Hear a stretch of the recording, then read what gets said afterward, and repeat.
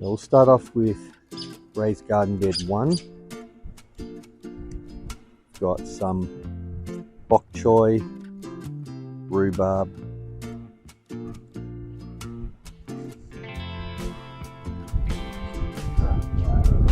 this is where this bed I have chilies.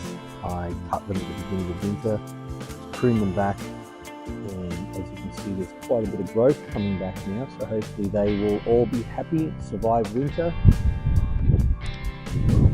and we'll get them producing again. Garden bed number 2 is the Red Shallots,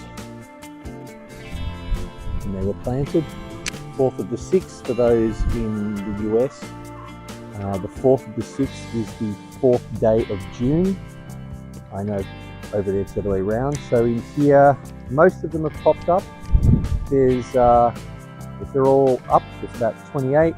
They all produce between 5 and 12. I average producing about 7.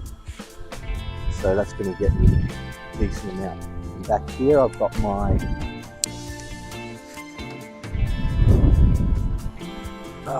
might try and move that and hook it. I'm probably not going to be able to hook it because of the wind. Yeah, we'll let it do its thing. So we've got 1, 2, 3. That should be plenty. We'll come back around.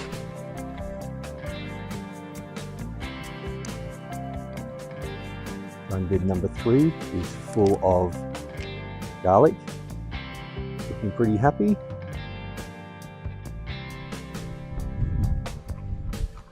In garden bed 4, we've got Cos Lettuce. 2 have been chopped. This one was only chopped yesterday. This one was chopped about 5 days ago, and you can see the growth already. That'll come back.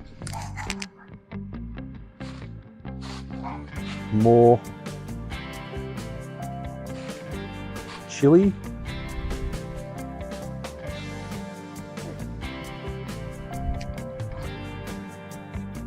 That's pretty much it. That's the 4 raised garden beds. They're about 24 square feet each, which is a decent size. And next video I'll be doing the small raised garden beds that I have, which is about, I think it's 7.